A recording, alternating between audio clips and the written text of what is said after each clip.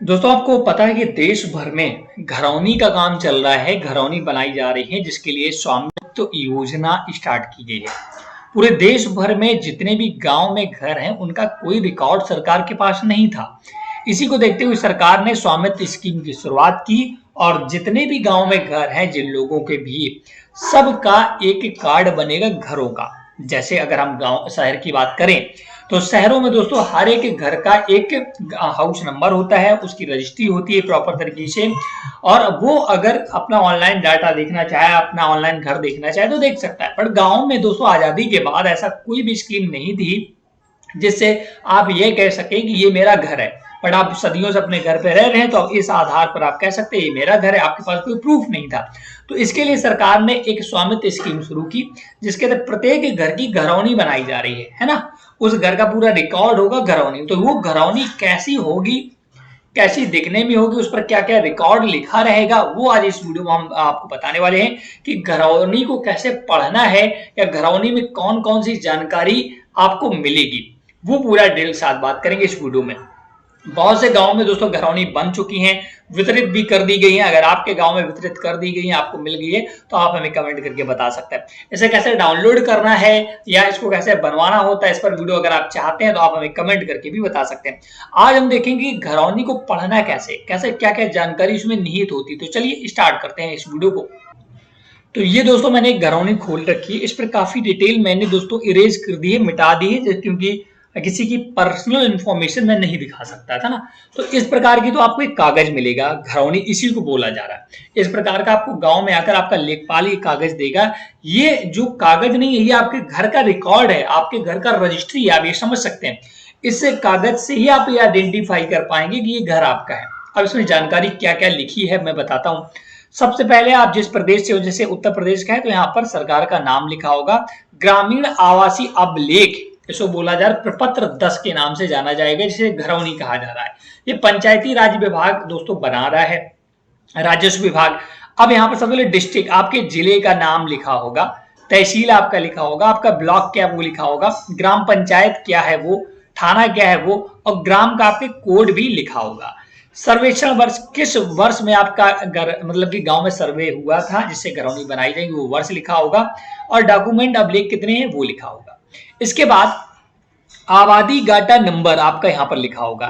इस वाले कॉलम में यहाँ पर आबादी गाटा नंबर, जैसे खेत का गाटा नंबर होता है ना, वैसे आपके घर का भी एक गाटा नंबर होगा। तो यहाँ पर गाटा नंबर आपका लिखा रहेगा। प्लॉट का नंबर, एक गाटा क्या होता है दोस्तों, गाटा एक बहुत बड़ा चक होता है। उसमें छोटे छोटे, मान लो आपके घर में 10 लोग थे और एक ही गाटा में सब लोग जोत रहे थे, तो पूरे गाटा नंबर अलग होता है, पर उसमें छोटे छोटे चक, उनको बोलते हैं प्लॉट नंबर, है ना। प्रॉपर्टी यूनिक आईडी, जो कि बहुत इंपॉर्टेंट है, आपके घर की यूनिक आईडी बनाई जाएगी। इस आईडी से आप अपने घर को कभी भी ऑनलाइन देख सकते हैं। टाइप श्रेणी लिखा होगा कि निजी, व्यक्तिगत, पारिवारिक, भवन एवं भूमियां श्रेणी 6 के अंतर्गत आती है, कि ये जो भूमि है वो मकान बनाने योग्य है क्या है वो लिखा होगा। सब टाइप क्या बना है, यहाँ पर पक्का मकान बना हुआ है। एरिया ऑफ प्रॉपर्टीज, अब दोस्तों एरिया ऑफ प्रॉपर्टीज, आपका जो मकान है उसका कितना एरिया वर्ग मीटर में यहाँ लिखा रहेगा कि कितने वर्ग मीटर आपका एरिया, 1000 वर्ग मीटर में है, 500 वर्ग मीटर में क्या है। नंबर ऑफ साइड्स, आपका जो मकान है उसमें कितनी साइड है, वो भुजाओं की संख्या लिखी रहेगी।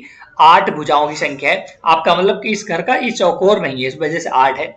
लेंथ ऑफ साइड, अब 8 भुजाओं की यहाँ लंबाई भी लिखी रहेगी। देखिए 3.17 मीटर, 16.30 मीटर, 18, ये अब नजरी नक्शा, उस घर का नक्शा भी यहाँ पर दिखेगा, देख सकते हैं। ये घर का नक्शा, इस प्रकार से घर का आपका नक्शा बना हुआ है। ये समझ में आ गया। अब 8वें नंबर पे चौहद्दी लिखी रहेगी। पूर्व दिशा में आपके पूर्व दिशा में क्या है, तो रास्ता है आपके मकान में। पश्चिम दिशा में क्या है, किसी का घर है तो उसका यहाँ पर नाम लिखा था, मैंने हाइड कर रखा है। उत्तर दिशा में क्या है, खाली जगह पड़ी है। और इसके बाद 10वां नंबर आपका दक्षिण दिशा में क्या है, यहाँ रास्ता है। ये पूरा आपके मकान का फॉर्मेट हो गया ना, कि पूरब में रास्ता है और पश्चिम में किसी का घर है और आपकी उत्तर दिशा में खाली जगह है और दक्षिण में रास्ता है। इसके बाद 12 नंबर में भूस्वामियों के नाम, वो घर किसका है उसका यहाँ पर नाम लिखा होगा, भूस्वामी का नाम, है ना। उसके पिता का नाम लिखा होगा, उसका निवासी कहाँ का वो लिखा होगा, भूस्वामी का हिस्सा कितना है। जैसे मान लो कोई घर ऐसा भी हो सकता है कि एक घर में 4 लोग रह रहे हो ना, तो उसका घर तो एक ही होगा, तो यहाँ पर चारों के यहाँ पर नाम लिखे होंगे, उनके पिता के नाम लिखे होंगे, निवासी, और उसका हिस्सा कितना है उस घर में वो लिखा होगा, 1/4 का हिस्सेदार है क्या वो लिखा होगा। इसके बाद जीपी रेजुलेशन प्रस्ताव संख्या एवं तिथि यहाँ पर आपको लिखी रहेगी। इसके बाद 17 नंबर अभियुक्त की डिटेल लिखी रहेगी। 18 नंबर में प्रिंटेड डेट, किस तारीख को घरौनी आपकी प्रिंट की गई है सरकार ने, वो यहाँ लिखा रहेगा। मुद्रित आईडी, प्रिंटेड आईडी जो बहुत इंपॉर्टेंट, ये लिखा रहेगा। सर्विसेज चार्जेस क्या है, अगर कोई सरकार चार्ज लेगी तो यहाँ लिखा रहेगा। जारी करने के स्थान क्या था, एक क्यूआर कोड होगा जिससे आप अपनी घरौनी डाउनलोड कर पाएंगे। डिजिटल सिग्नेचर होंगे और यहाँ पर अधिकारी की सिग्नेचर होंगे। तो इस प्रकार का घरौनी होगा, इस प्रकार का दिखेगा, ऐसे आप इसे पढ़ सकते हैं। आपको ये वीडियो कैसा लगा हमें जरूर बताइएगा। कोई भी डिटेल अगर आप चाहते हैं घरौनी से संबंध में आप हमें कमेंट कर सकते हैं। Thanks for watching.